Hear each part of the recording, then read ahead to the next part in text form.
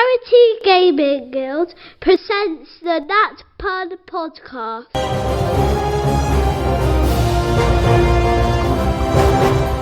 The Charity Gaming Guild presents the Nat Pun Podcast.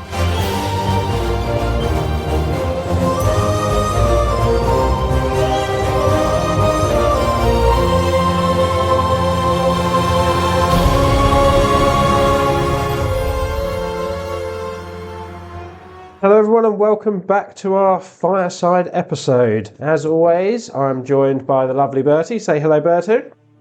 The lovely Andy. Say hello, Andy. Hello, and I apologise for not building the Fireside yet. Oh, It's shocking. You've been saying about it since forever. I have. And the lovely Ash. Say hello, Ash. Hello, Ash. I didn't think you were going to call me lovely. Normally, what Andy does is miss the nice word, just call me Ash. Well, I didn't prepare different Not like me, adjectives. fair anything at all, just all on the fly. Pretty much. Yeah. Pretty much. That's it. And you're all lovely to me. And thank you for only taking 2 sentences to say you did it all on the fly rather than spending half an hour. Well, someone's got to fill your episode out, Andy, haven't they? I thought about preparing. So, following on from our last Fireside episode, we're going to continue reviewing the new Player's Companion for 2026. And we're going to take a look at the Lupine Guard and the Ocean Watch classes and subclasses, which are all Haven-specific classes. Just because I'm getting bored of my own voice in these, we're going to bounce it around a little bit so different people introduce different bits. So those of you who listen only to this episode because you love hearing John talk, Yeah, sorry guys. I doubt, out of all of our listeners, there's even one. I bet there's I- 3. I You bet reckon Claire there's listens three? to this episode. There is no way she wants to hear my voice anymore. Like, she listens to it and thinks, oh, this is the one I should skip. Cool. So, Lupine Guard we'll take a look at first. So, Lupine Guard, thematically, is based from the city of Timberminster. It's the personal guard to Jarl Gerard Road. Road. That's the man. G's party friend. That's it. Oh, P-A-R-T. Why? Because I got it. Right. And essentially, the class is lycanthrope of various forms, but not sort of using the standard werewolfy rules from the monster manual or guide set. So, But we it's a did very cool class. confirm that that's not strictly werewolves. It can be like a were-bear, Yeah, a there's- were-badger, a were-chicken. Yeah, there's different subclasses, which is your kind of lycanthrope type. Effectively come cool. from the subclass. But like the ability talks about that a little bit, kind of, as You well. know where Grandpa? Where the grandpa? There the grandpa. So, I'm just going to move on. Yes, I think you should. Whenever you make it awkward, we have those awkward silences, I'm going to move on. Hang on, hang on. So, the Lupine Guard. So, the core character traits is a strength-based class. Proficiencies in strength and constitution, so it's very much a frontline fighter-style class. D10s for hit dice, and kind of proficiency in athletics, nature, survival, perception, simple weapons, that sort of stuff. Bertie, would you like to introduce the character at the level 1 feature? Of course. Becoming a Lupine Guard. So as a level 1 character, you gain all traits in the core Lupine Guard table, which is somewhere. I'll get to it in a minute. And you gain the Lupine Guard level 1 features, which are listed in the features table. So you get Expert Woodsman, Enhanced Perception, in brackets, Smell. Schnoofit. So Expert Woodsman, you're an expert in wooded areas, able to read the forests as easily as a city dweller can read the streets. You know where danger lurks and can easily find your way through even the most densely packed woodland. When in woods, you have advantage on perception and survival checks. You are never slowed by difficult terrain caused by woodland areas or plant life. So that's kind of like the ranger favoured terrain thing, but it's strictly woodlands. So you don't get to choose. And then the enhanced perception brackets smell You have advantage on any perception checks that rely on your schnoz. Awesome. So what, Ash, from a background point of view then, Lupine Guard, obviously we've established they're kind of werewolf-esque. You only been born of that race, or if you were to be, like film sort of history would suggest, if you were bitten and survived by one, you could become one. I don't think we've ever explicitly said, and we've also never really explored why people in Timberminster are rumoured to be lycanthropes. But I think you could be infected with lycanthropic diseases. I would say it can be transferred by bite, yeah. Would they be accepted then by the people, or Timberminster? Possibly, because it would be like a safe haven, wouldn't it? It'd be somewhere for you to go where you could be accepted without the stigma of it, because other people in that area would be the same. I definitely think as social hierarchies go, there would definitely still be a level of, well, you're not a pureblood. I think you'd have that, but you'd be a lot more accepted than if you just woke up one day in your own home village and were like, I turn into a monster every now and again. So has Brink got a little letting their little house? Yeah, well, if it's your character. I mean, he's got to look after Mara, who might be dying this year. No, that's not happening. Well, does it not tell you the name of the 2027 November game? No. The Death of Mara. No. No? Right. Definitely saw that one on the presentation. Yeah, I was definitely... You do remember I do have an actual crossbow. The Death of Ash. Awesome. So, advantage on perception checks for smelling as well, which is useful. At level 2... Would that be all the time, or only when you're in your lupine? All the time. That is all the time. Would you need advantage in smelling if you'd followed me into the toilet? No. In fact, if anything, that would be a hindrance. Yeah. I feel like you'd have to work with your DM on that, because smell checks don't come up all that often. You'd have to remind, you have to kind of bring it up when you as a player. I mean, as a player, you'd have to instigate it, like, can I smell anything? Yeah. I'm practically a dog. Can I smell his arse? Do I know him? That'd be quite fun for me, because I'm quite sensitive to smells. So I'd have to do a constitution save to be like, I sniffed it, but do I also get a migraine? Awesome. So at level 2, you get some benefits from your lycanthropy.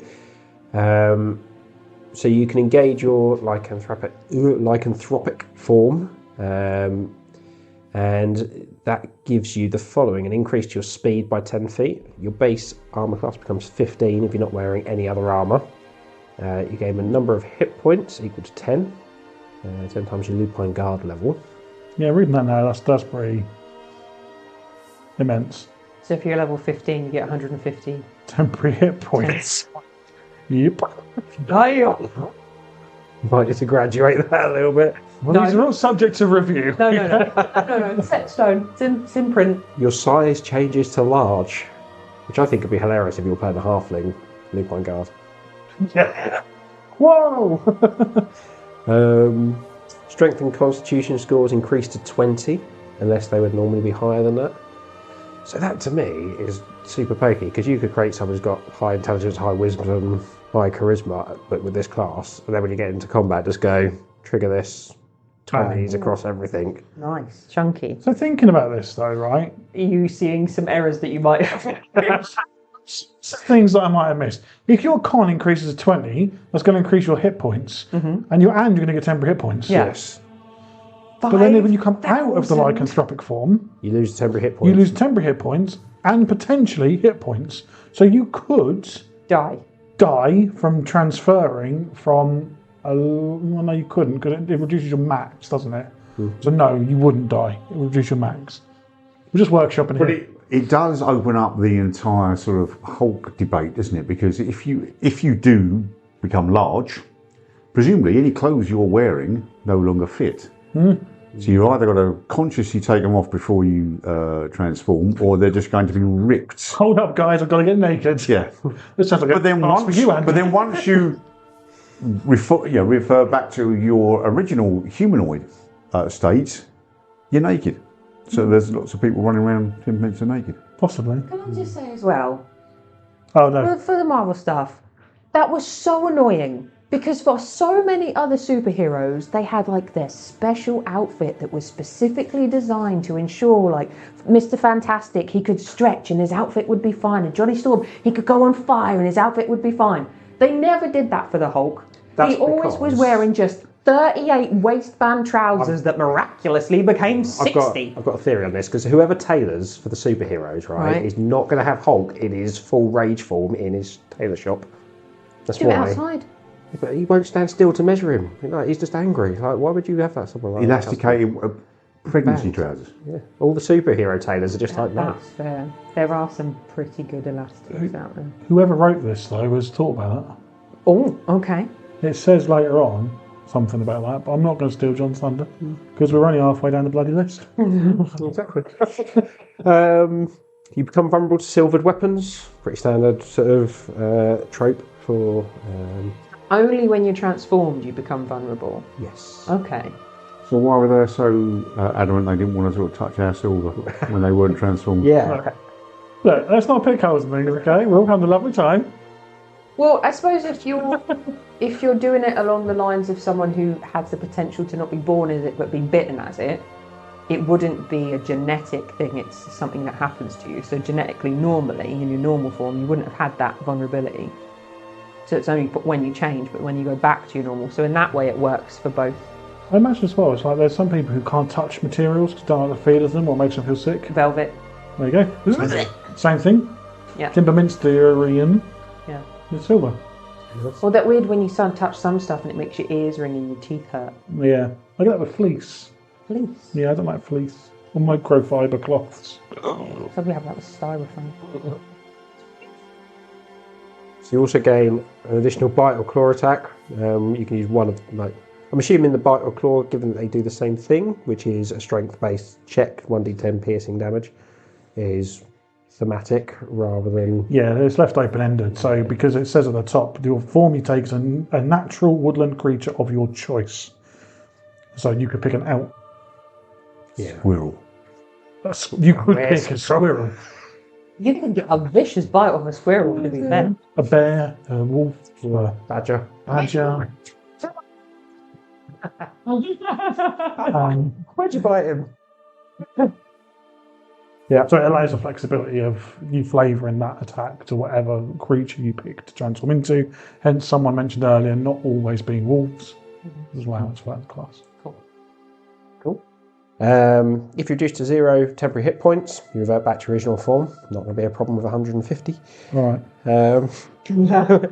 when you transform, your equipment transforms with you. So you get no benefit from any weapons you're holding.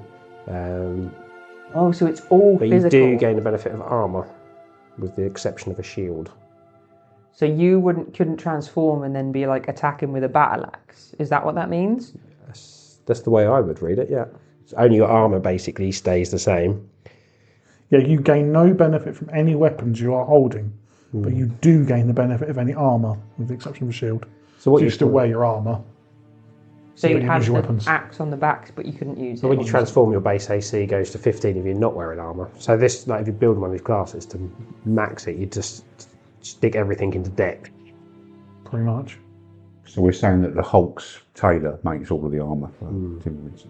And then you can change the number of times equal to your proficiency bonus. And it resets on long rest. Long rest. Okay. Which is interesting. So long rest, you've got to be a little bit careful how many times you use it. Level 3, you get to pick your subclass. There are 3 subclasses: Moonwalker, Royal Guard, and Feral Warrior, which we'll come on to later. Level 4, you get ability score improvement. And Or a with feat. the Moonwalker subclass, do you have to sit in front of the TV and watch loads of Michael Jackson videos? I think you do. You have to walk backwards. Everywhere, whenever you're Everywhere, transformed. You can only walk backwards. Yeah. Yeah. And you have to hum Thriller. Very good calf muscles. At level 5, you get an extra attack. Andy, would you like to introduce level 9 to us? 9? Not really. It's 9. Level 9. This is enhanced lycanthropy. So when you take the lycanthropic form from your lycanthrope feature, we make the following alterations. Fuck me. Following. So there is a list of 4 bullet points. 1, you increase your speed by 15 feet instead of 10 feet. Okay. So you're a bit quicker. Your base ACS, in brackets, using your terminology, assuming you have no armour, is 17 rather than 15. Okay. You gain a number of temporary hit points equal to 15 times Lupine Guard level. So you could have an AC of 22 by this point. AC of 22. Potentially, was it 9 times 15? 135. 35 temp hit points. Yeah. I am so playing one of these in next time you kill one of my kids, actually. But if your enemy is using a silvered weapon, you're going to be vulnerable to it, so they'll be doing double damage to you. So that could potentially eat through that quite quickly. Spells abilities like Moonbeam. Yeah. Send you back, yeah, and Send you've you got back. limited uses. There are ways for DMs to counter this Yeah. still. And you get the fun of going when Ash hits you. Oh yeah, I'm hurt.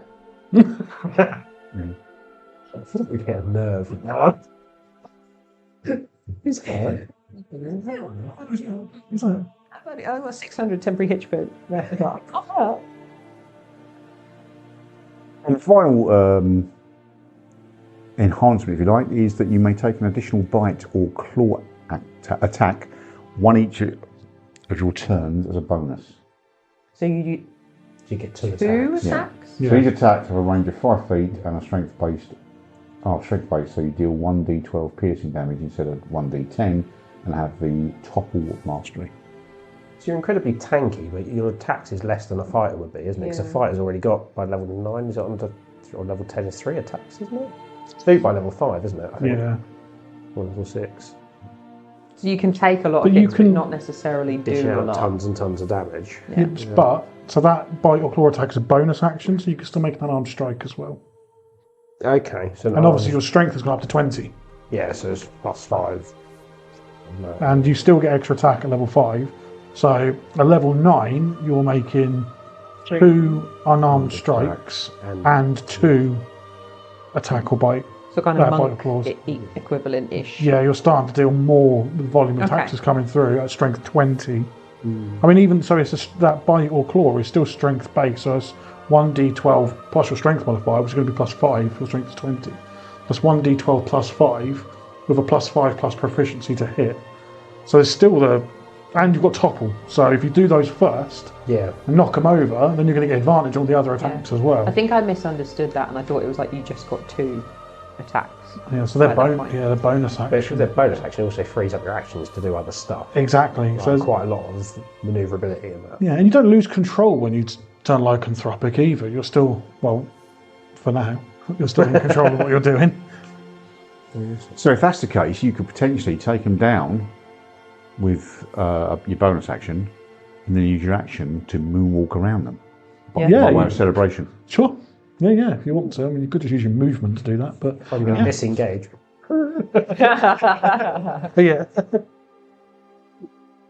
You pull your ball again.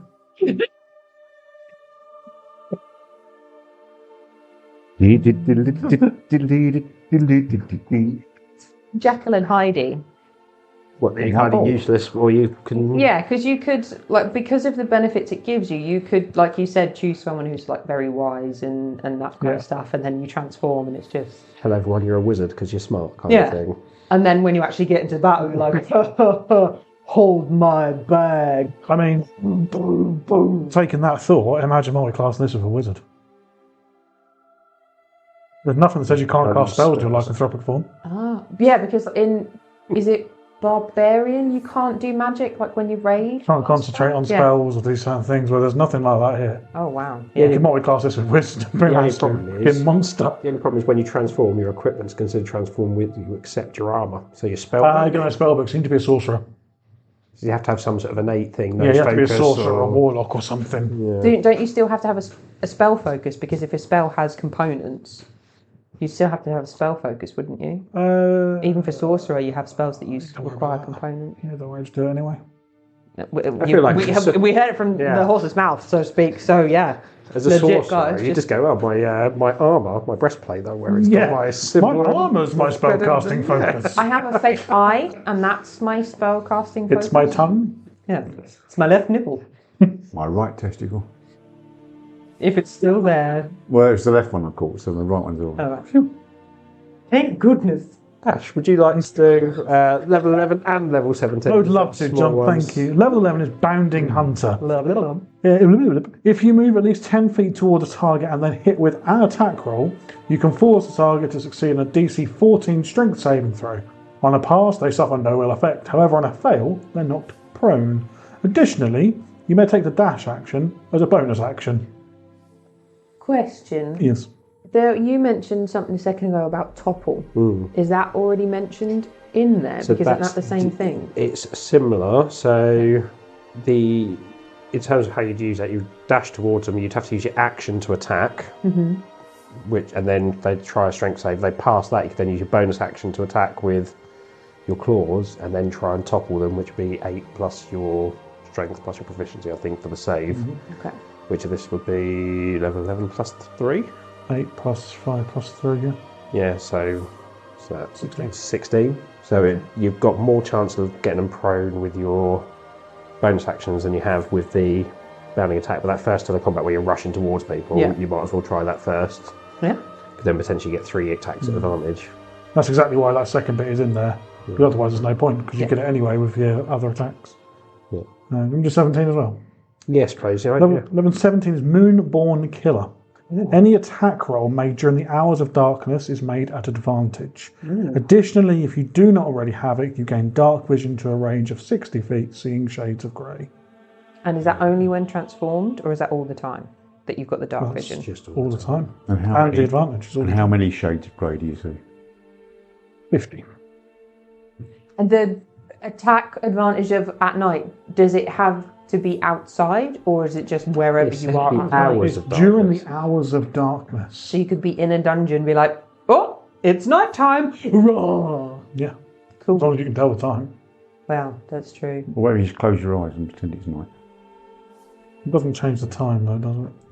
I'm assuming that was intentional wording in this rather than in dim light or something like that for exactly that reason. Yeah, we go on to talk about things like this in the subclasses. Yeah. It comes up again. Cool. So that takes us up to level 17. Our first subclass is the Moonwalker. There's physical actions going on around the table here. Andy's actually moonwalking across the table at the moment. Andy, get down! Oh, goes a hip. So Moonwalkers are the Night Hunters of the Lupine Guard, dedicated to protection during the hours of darkness. At level 3, they get Lunar Enhancement. So any attacks made at night time or where you're in total darkness are magical, which is quite powerful. And if you're at the high level, they're at advantage. So they're advantage and they're magical. Yep. Stacking. At level 7, this class gets Eclipse. So you can cast a darkness spell requiring no material components. Wisdom is your spellcaster modifier. That's where I can go. I've clearly missed As soon something. as you said eclipse, I got distracted and was thinking of the Jaffa Cake. I knew that's where I knew it. I knew that's where you would be. Spoiler moon. Half moon. Pleasant. Sorry. Sorry. It's all right. Wisdom spellcaster modifier. Once you've used a feature, you can't use it again until a complete long rest. When this spell is in effect, any ability or feature that works during the hours of darkness or at night time will take effect. So you can use the Eclipse ability to cast darkness, which will trigger those other abilities that happen during the hours of darkness or at night time. Can you see in your magical darkness sphere? It doesn't say anything that says you can. If you've got dark vision, yeah, but It doesn't if say not, it has to. also- It doesn't say you have to be in it though, does it? It just says it has to be up. Is that part of... I don't know if it's a feature, if that's part of the normal spell darkness that the caster can see through it, or is that just certain oh, maybe features? possibly. I'll have a look. Hang on. I thought darkness, no one can see through it, even if you cast it yourself. I'll have a You look. have to have blind sight, I thought. I might be wrong, it might be a specific feature of certain things, but I mean, it would make sense that if you're casting a spell, you would be able to see through that spell. The creature with dark vision can't see through this darkness, and no magical light can't illuminate. Nope, it's for everyone. Caster as well. Okay. And dark vision doesn't work through darkness. Oh dear. So That'd be why I haven't bothered. Yeah. Would you like to do level 10 for us, Bertie? Sure. Oh, can I jump in? Just a thought. Okay. With that darkness, that might be where the smell thing comes in more. So you might then be able to use smell to try and find somebody, and then that bonus to your smell perception, possibly. There's also feats that allow you to get 10-foot blind sight and stuff like that as well, which could be taken knowing it's coming up. Yeah, that's true. Yeah. Sorry about it. That's okay. It gave me a chance to quickly peruse what it said. So level 10 is Lunar Lycanthropy. When you use your lycanthrope ability during the hours of darkness, you gain the below benefits in addition to those listed in the Lupine Guard features table. You may attack one additional time. For example, if you have an extra attack, you will attack 3 times, which means you could go up to 5 times if you used your bonus action as well. Damn! You may, as a bonus action, emit an eerie howl. All creatures who can hear you within 60 feet need to do a DC 14 Wisdom save or be frightened of you until the end of your next turn. That's actually... Thank you, Andy. Yep, just shit myself. Yeah. I think the important thing to note about that is it's all creatures. Yeah. Yes. So like party members, everything. So you've got to be careful. But I like that as well, the idea that you're just travelling with someone, you've been fighting with them, and all of a sudden they just howl, because I would probably be shit scared if they just did that rat thing. What are you doing? And your sight is not impeded by magical darkness. You can always see through it. So that covers that one. Always thinking. Awesome. Yeah, you can cast the spell, but you have to wait a level before you can see through it. 3 levels. That's true. Andy, would you like to take us through level 13, Healing Moonlights? He's on the... right, because I was level 13 down there as well, and that threw me a little. That's for the next I think one. that's next subclass. Okie dokie. So, during the hours of darkness, you may, as an action, draw on the healing power of the moon, which begins to knit your wounds back together. Does the moon have knitting needles? Apparently so. Okay then. You may, as an action, restore 1 d6 hit points for each Lupine Guard level you have. That sounds quite good. So that's level 13, Oh, so you there's can more. do 13d6 on top of your 130 odd. 3,000 temporary HP. Amazing. And if you are a lycanthrope in lycanthrope form, you do not regain hit points. Instead, generate a new amount of temporary hit points equal to 10 times your Lupine Guard level.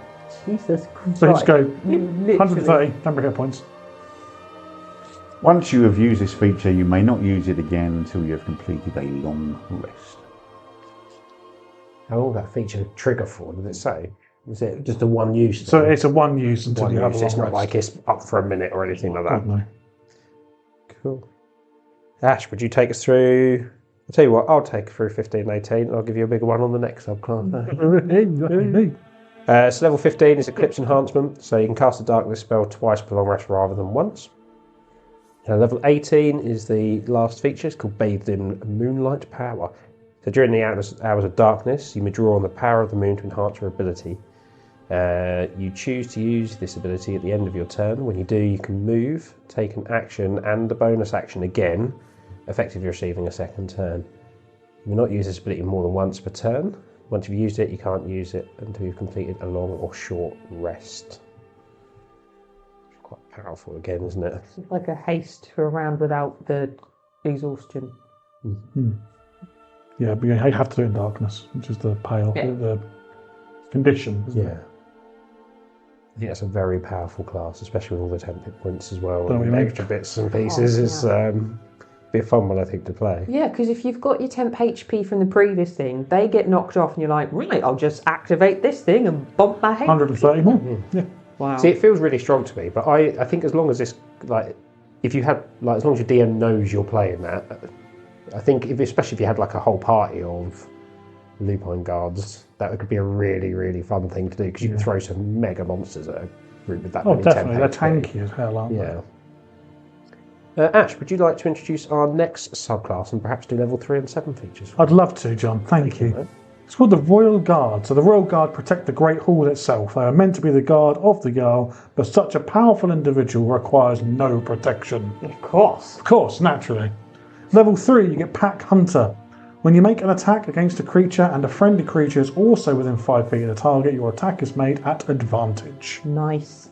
Easy peasy. You want 7 as well? Mm-hmm. A Fair Fight. The Royal Guard are obsessed with vulnerable combat. So as bonus action, you may use this feature. All creatures within 5 feet of you must make a wisdom save. DC is 8 plus charisma plus proficiency. You may choose one creature to automatically pass the save. Any creature who fails the save must move 5 feet directly away from you via the most direct route. Any creature who passes may choose to move back or stay. The creature who you choose to automatically pass must remain where it is. You may not make attacks of opportunity against those who step away from you. So if you're surrounded, you can kind of force them back. Yeah, it's kind of like a challenge. Okay.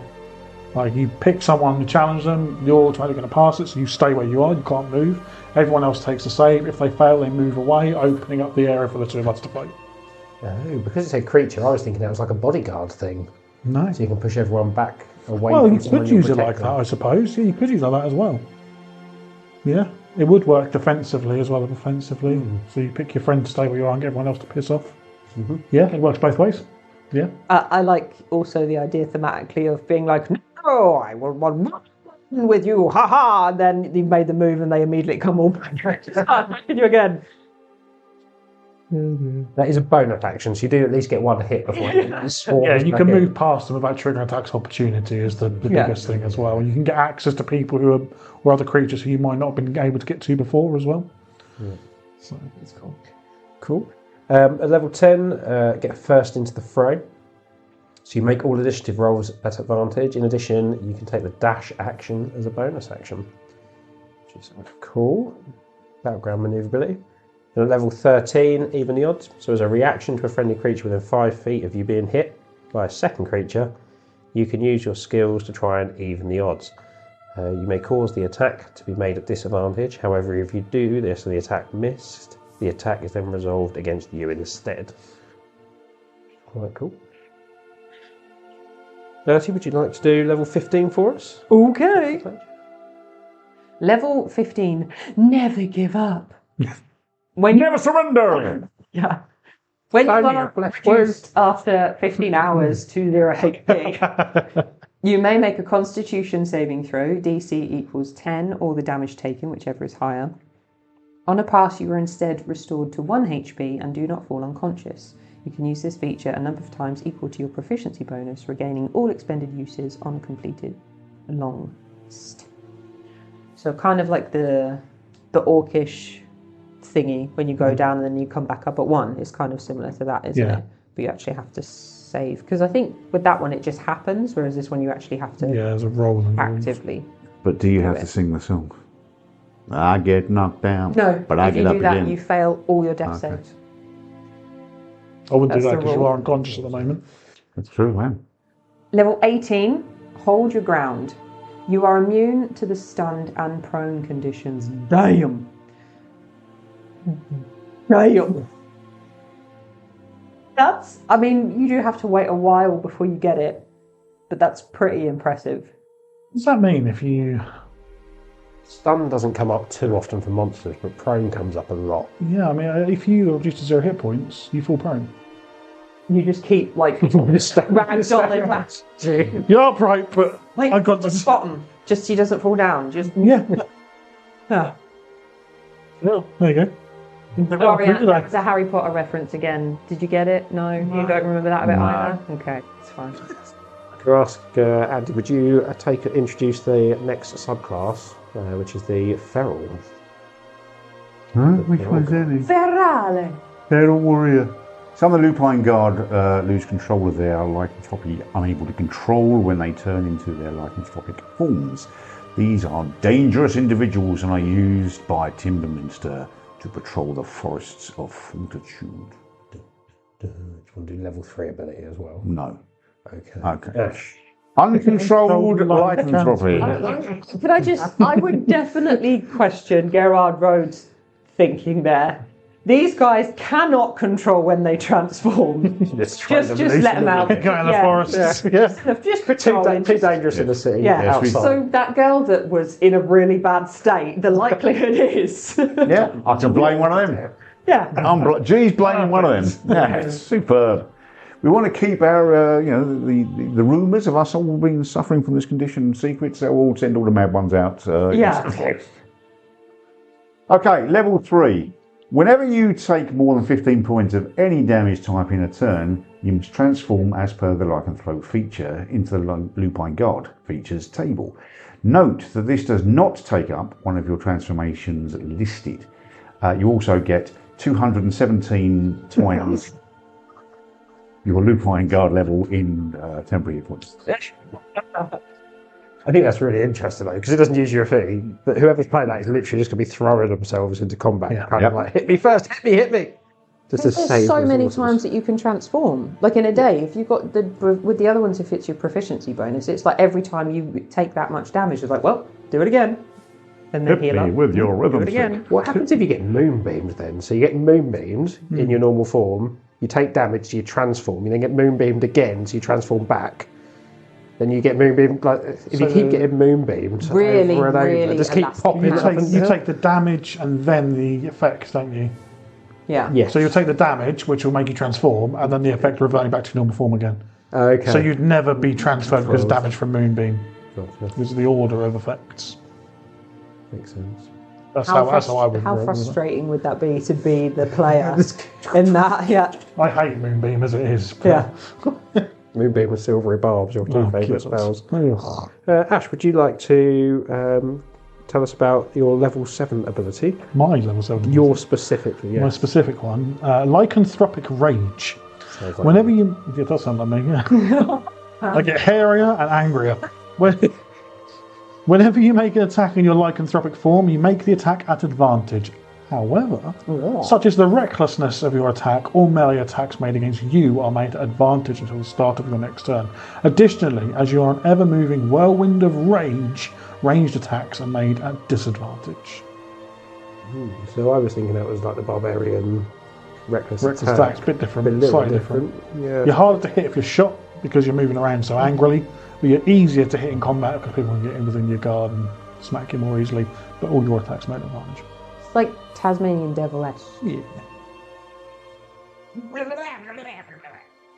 Yeah. Useful one. I like that. Level 10, you get on. What the heck? A bit. Level 10, you get Unstoppable Force. So whilst you're in your lycanthropic form, at some point before we finish this episode, I won't learn how to say that. I think any of us have said it the same. Lycanthropic form, you have advantage against any saving throws which restricts or stops your movement, or against any effect which will cause you to be moved, and you're resistant to slashing, piercing, and bludgeoning damage. Nice, powerful buff. Better would you do level 13 for us? Sure. Level 13. Unnatural Strength. When you're in your lycanthropic form, you make all athletics checks and strength saving throws with advantage. Additionally, increase your strength to 22 when you're in that form. Nice. Plus 6. So +6 on, and you'd have what proficiency? So you're +6 plus your proficiency of whatever on your attacks, because it's strength based for your attacks as well as. And 13 is +5. So +11. Ooh, chunky. That's good for attack at Yeah. that level, isn't it? We'll pass to you, Andy. Level 15. 15? Lycanthropic Lycanthropic Fortitude. Only get one sentence. When you generate your temporary hit points for your lycanthropic form, pick a number and just add it. No, double the result. Double that sentence. So much. Sorry. That's 300 temporary hit points. So yes, you just double the results. 300 points. Because it's 15. 15 times 10 times 2. But no, it's not. It's more, isn't it? Because It'd be 15 times 15. 15 times 15. Was that a subclass one or was that actually main class? That's a subclass one. So it'd be 15 times 15. Because you got your normal Yeah. which is What's 15 times 15's 175? someone who knows maths. 24. Help us. Oh, my brain is not working here. Someone get a calculator out. 15. Put it in the comments. Let's just on Discord. 120. 225, which is what I thought. Oh, 225. So then it'll double Times to 2. 450. 450. Temporary hit points. There you go. So essentially, you're going to be unkillable Yeah, just get moonbeamed. for the most part. Get moonbeamed, mate. Fair enough. Ash, would you like to introduce level 18? No, because I'm going to change it. The Perfect Woodsman. You can climb trees without penalty to your movement, add 10 feet to your movement speed. These take effect both in and out of your lycanthropic form. So That's much calmer, isn't it? is that 10 on top of the 10 previously? So you add 20 rather than it. Okay. Feels like you're a weird mix of sort of monk / barbarian Yeah. / sack of hit points. Yeah. / chieftain tank. Yeah. I feel like as a player, you could get massively overconfident with this class. You could be like, yeah, let me go first, I'll soak it. And as soon as you your form drops, you're just in trouble. Yeah. But it's also the fun idea that the woodland creature you chose was like, I don't know, a deer. And you're like a really, really tangy deer. Or a muntjac with like the double nostrils. You just the most unfearful kind of monster possible. You're just like hoofing people. A weird beaver goes around gnawing all these trees. I tell you who'd love this. Phil. Feel like a field day, wouldn't he? Yeah. Yeah, absolutely love that class. Let's go there. What's your subclass of choice there? I quite like the idea of being just wild and reckless. Feral? Yeah. Yeah.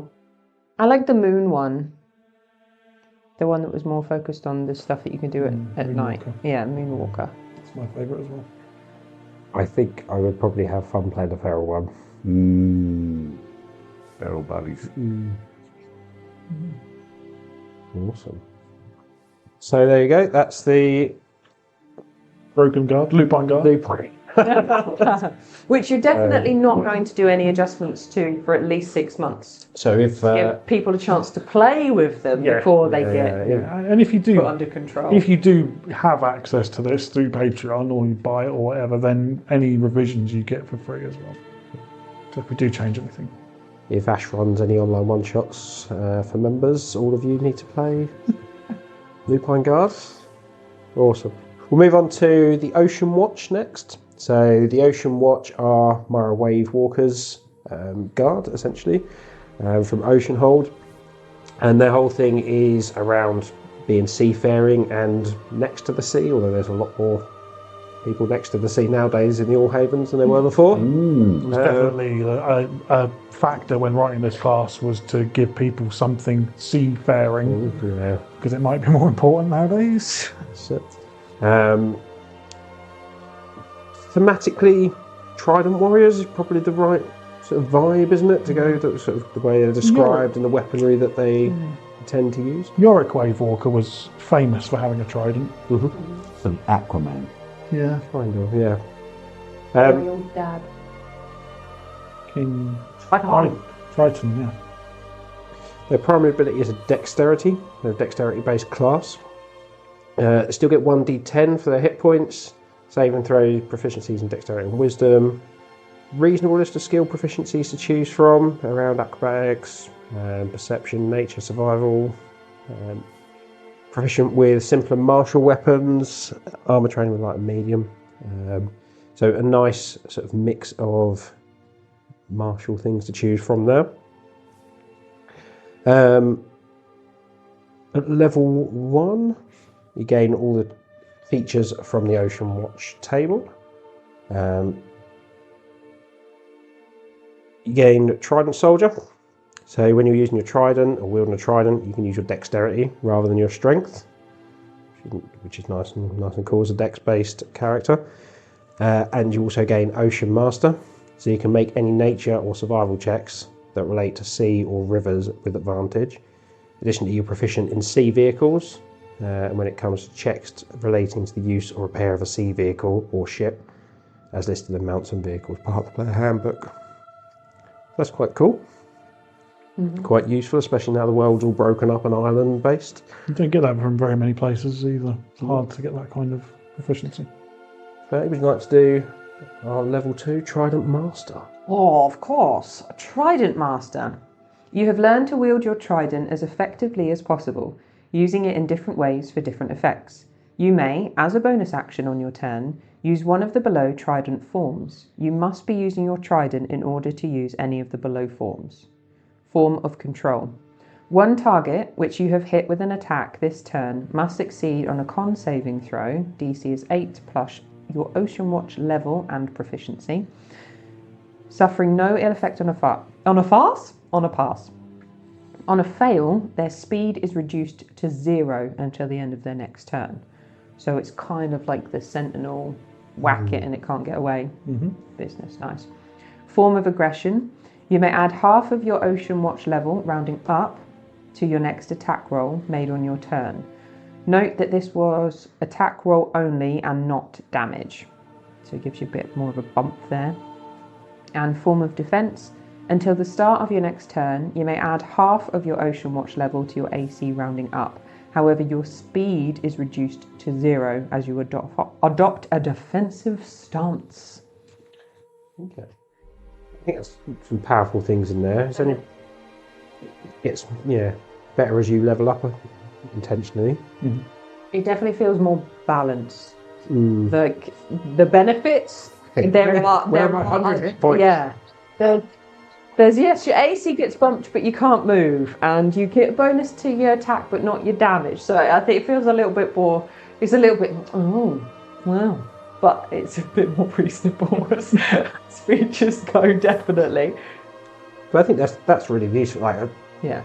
that kind of you can't move, but you get really defensive. Yeah. It's like, narratively as well, that's quite a nice. You can be that rear guard holding the doorway, or the one holding the gangplank onto a ship, or whatever it is, can't you? And kind of Hold the door. Yeah, exactly. That sounds like me sitting on the sofa after I've had a big takeaway. I get very defensive and I definitely can't move. So You've been a bit too much. Bugger all.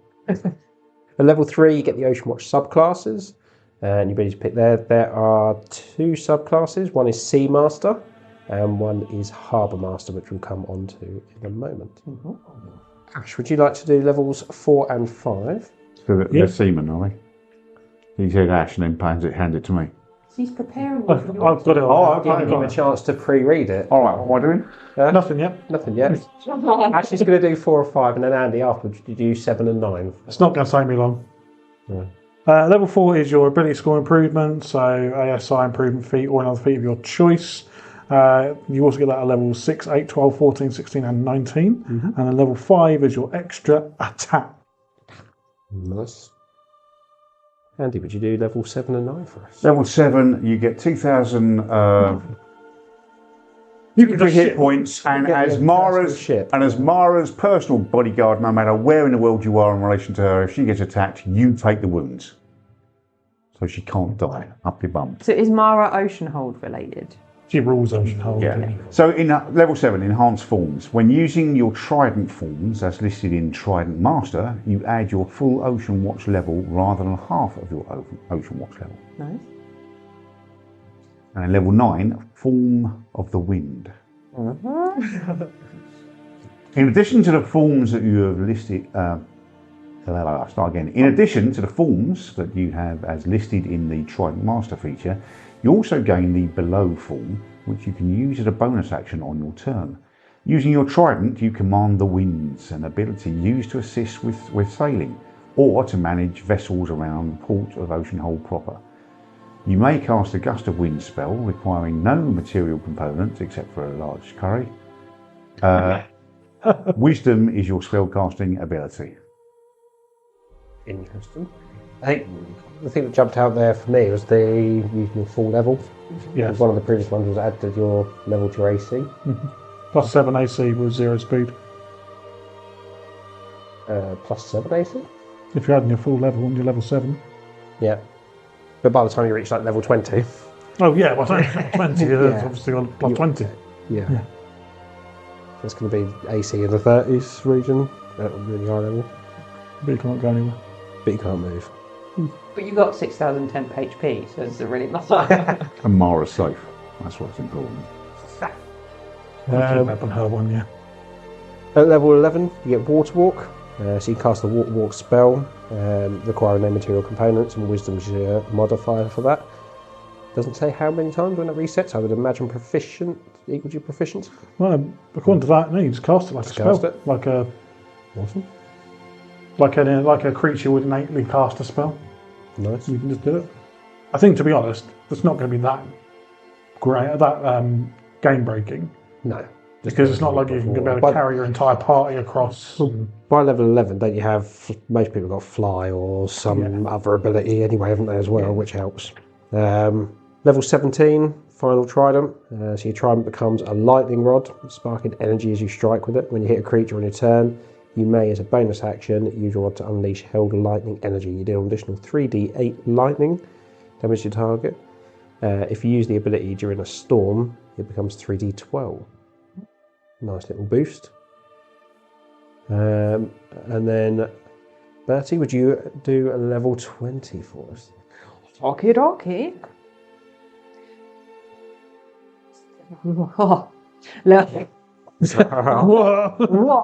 Level 20, Wave Walker's Call.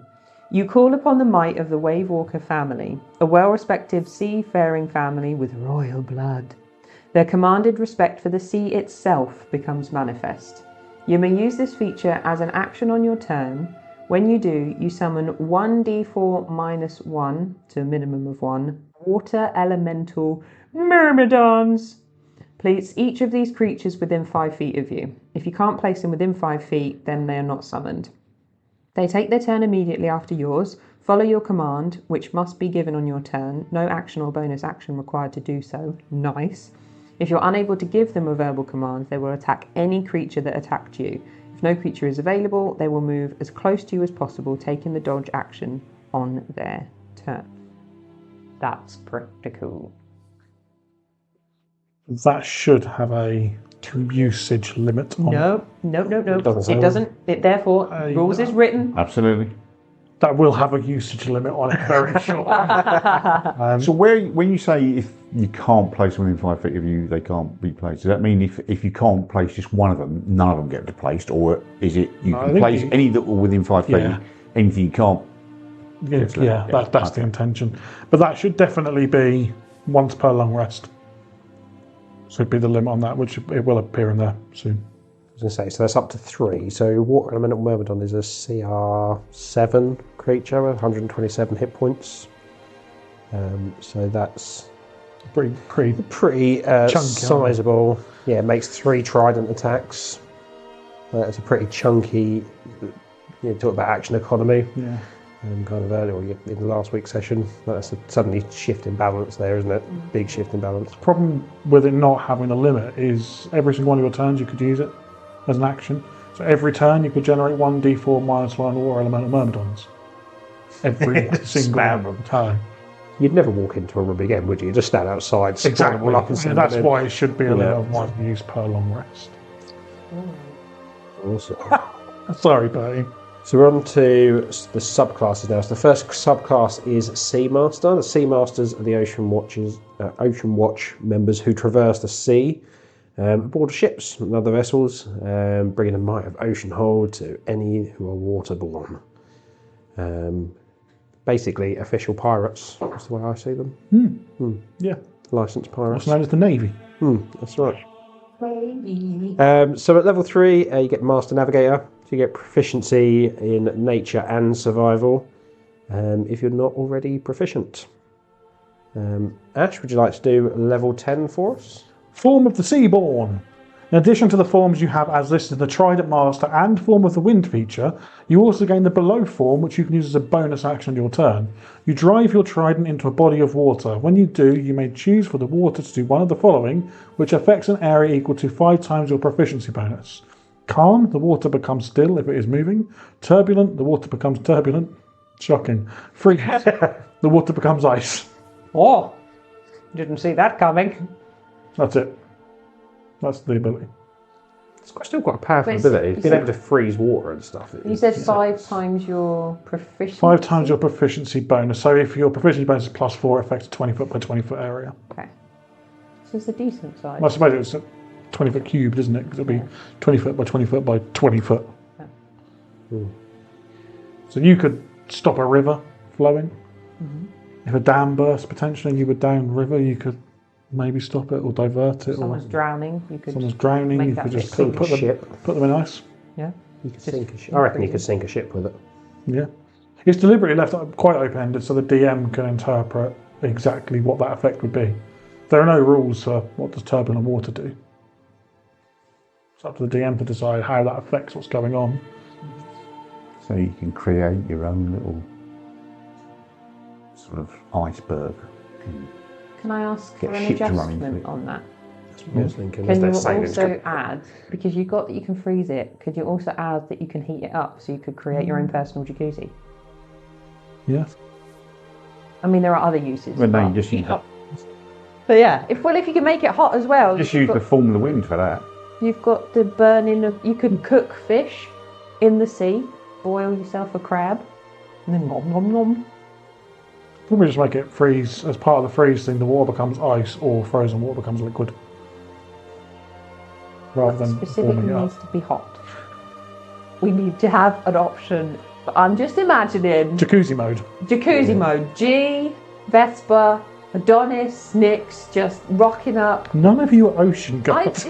What then We meets could bump into one. We could yeah, bump into one. It's like, someone who I've happens- trained for years to be in the ocean guard. Would you like to go in my hot tub? Yeah.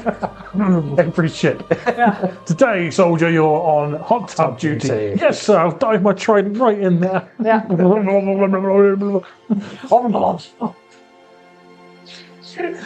Yeah. Thank you. See, you've already reasoned out why it should be in there. You've sold it. Yeah.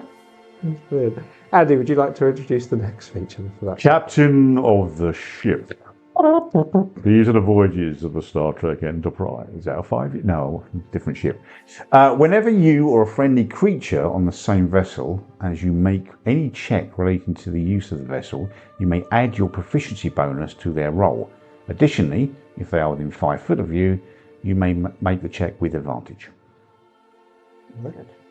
Useful one. The next feature at level 15 is a tide reader. So you are an expert at reading the tide. Whenever you're aboard a vessel, you may double the speed of the ship. Huge. Faster. Yeah. For a naval-based campaign, that is massive, isn't Yeah. it? Like, You're literally halving the time it takes you to get anywhere. Yeah. Or outrunning creatures, outrunning yeah. pirates, anything really, isn't it? It's absolutely massive. And then lastly, at level 18, you get Ship Master. So any vessel under your control receives the following benefits. So increase the damage threshold by 5. Repairs take half a day and 10 gold pieces to restore 1 hit point worth of damage rather than the full day. And any attack roll made by a creature using weapons built into the ship is made with advantage, which again is quite a big benefit of a naval-based campaign, isn't it? Yeah, given the way the world is now, this class really has legs. Whereas if it was in the older Wavens, no one ever got a boat anywhere, did they? Let's be honest. Unless you're playing a Christmas campaign.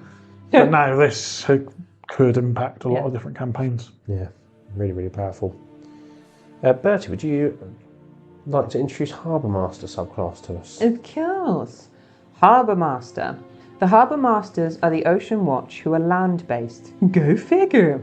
Guarding the ports and keeping the peace. You guys are relentless today, aren't you? I just think, well, some people might not know what You gained 150 hit points. Sucker. Can we keep going? Yeah, good. Okay. Level 3, you get customs and excise. You gain proficiency in the insight skill. If you're already proficient in this skill, you instead gain expertise, which equals double proficiency. That, for those who don't know.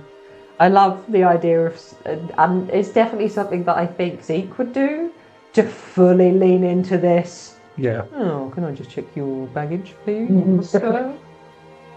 Actually, Article C minus 3.-94, it says that fruits and vegetables are not allowed. Confiscated names. Launch them to the sea. At level 10, you get a trained eye. So whenever you make a skill check to detect somebody hiding a physical item on their person, you can make that check at advantage. Additionally, if you've seen the best and worst hiding places, any check you make to hide an item on a person is also made at advantage. Pass the lube. We're not even going to open that can of worms, I don't think. Ash, Okay. would you introduce level 13? Cough bend. That's what I should have called it, not a trained eye. I should have called it bending off. Level 13, voice of command. You are used to instructing citizens, usually for their own safety. You may, as a bonus action, select one friendly creature who can hear you. That creature may immediately move and make one action as if it were their turn. That's a useful one. Yeah. Andy? Level 15, Protector of the People. You've learned how to use your trident to defend as well as attack. As a reaction to a friendly creature within 5 foot of you being hit by a melee attack, you may use your trident to parry the blow away. You may add your hit roll bonus with your trident to the friendly creature's armor class. This may cause the attack that originally hit to instead miss. I like. Right, sorry. Can anyone hear that very confused rooster to start off with? Mm-hmm. And two, Go, put that- your rooster away. I like that because for Vesper she has the protection, but she has to have her shield out in order to use that, which means I don't get the two-handed benefits of the battle axe. I like that because you're not having to have a shield, and I don't know if the trident has a two-handed, one-handed kind of element to it. I can't remember. But it's nice not having to go, oh, I can't protect you because I didn't have my shield out because I wanted to do a bit more damage. I really like that. That's nice. Lastly, at level 18, you get Form of the Storm. So when using your final form feature, roll 6d8 or 6d12 for the lightning damage instead. Ooh. 68 or 60, why does it change? Because if you use it during a storm, you roll d12. Ah, on yes, the the D8. storm element, thank you. Yes. What do you think on that, then? I much prefer the Sea Master to the Harbour Master thematically, and I think it has a lot. It's more unique than any other class. There's no other class that gives you any sort of benefits like that whatsoever. It feels... Some of the elements are a bit roguish, I feel, with some of the things that you can do. But it's almost more in depth of like if you had a specific NPC that you wanted to give a bit of a buff to in terms of that. It's tricky with thinking of what... Definitely with the Seamaster one, it's amazing if you are having a sea-based campaign. But if you aren't, then it's a bit like, well... You might feel a bit like, well, I can't do much with it. But with this one, I feel like there's probably more situations where you could transfer those abilities into other circumstances. Yeah, absolutely. But yeah, it's cool. What do you think, Andy?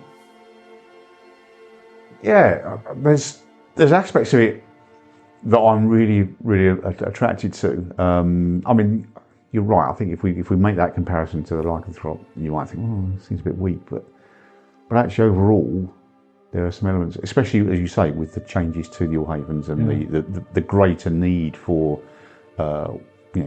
sea vessels and the likes. I just like the idea of being able to control wind by farting and then creating a jacuzzi by sticking me trident in it. There is also another subclass coming for this, which is a canoe master, written specifically for Andy. Kayak master, thank you. Oh, sorry.